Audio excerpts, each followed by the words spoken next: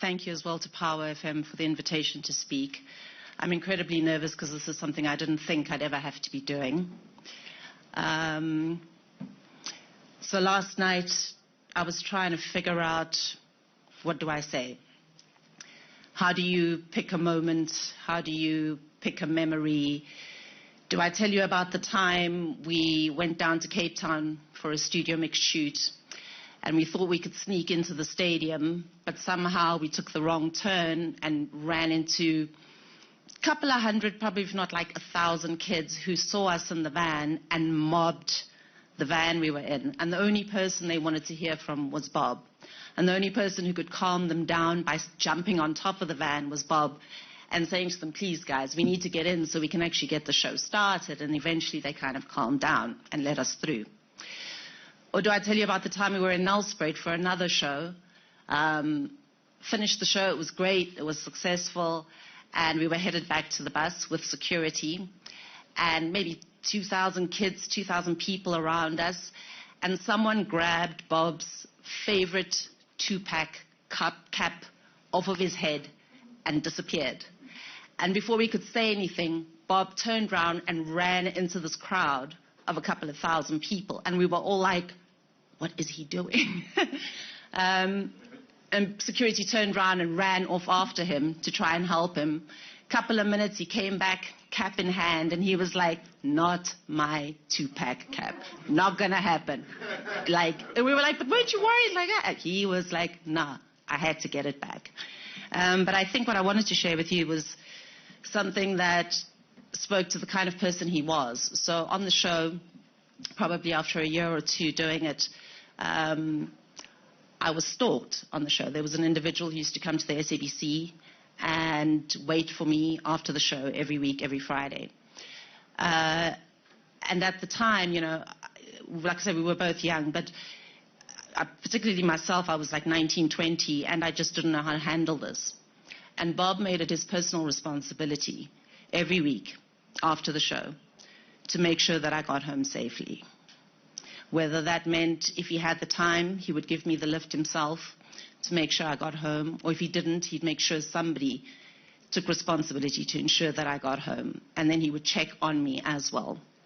And I think that just speaks to the kind of person he was, that when he said he cared about you, he didn't just say it, he showed you. He showed you. Love is a verb, it's in the things you do. And that, to me, I think was just one of the things that I loved about him as an individual. I wanted to share something with all of you that has given me great comfort in the years since I came across it, and I return to it every time that I lose someone I love. It's by someone called Aaron Freeman, who's a writer and a performer in the United States, and it was first written in 2005. And what he says is, you want a physicist to speak at your funeral. You want the physicist to talk to your grieving family about the conservation of energy so they will understand that your energy has not died. You want the physicist to remind everyone about the first law of thermodynamics, that no energy is created in the universe and none is destroyed. You want your family to know that all your energy, every vibration, every BTU of heat, every wave of every particle that was their beloved remains with them in this world. You want the physicist to tell your weeping family that amid energies of the cosmos, you gave as good as you got.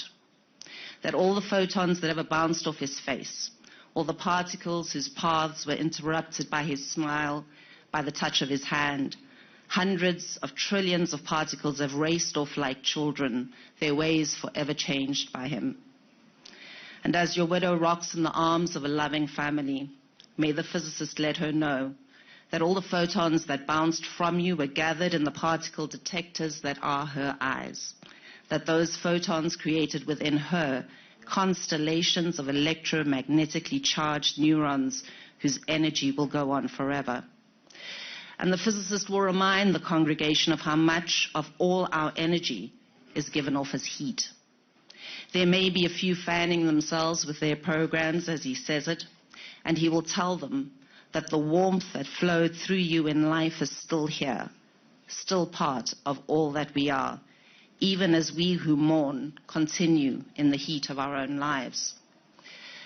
And you'll want the physicist to explain to those who loved you that they need not have faith. Indeed, they should not have faith. Let them know that they can measure, that scientists have measured precisely the conservation of energy and found it accurate, verifiable, and consistent across space and time. The science is sound, and that they'll be comforted to know your energy is still around. According to the law of the conservation of energy, not a bit of you is gone. You're just less orderly.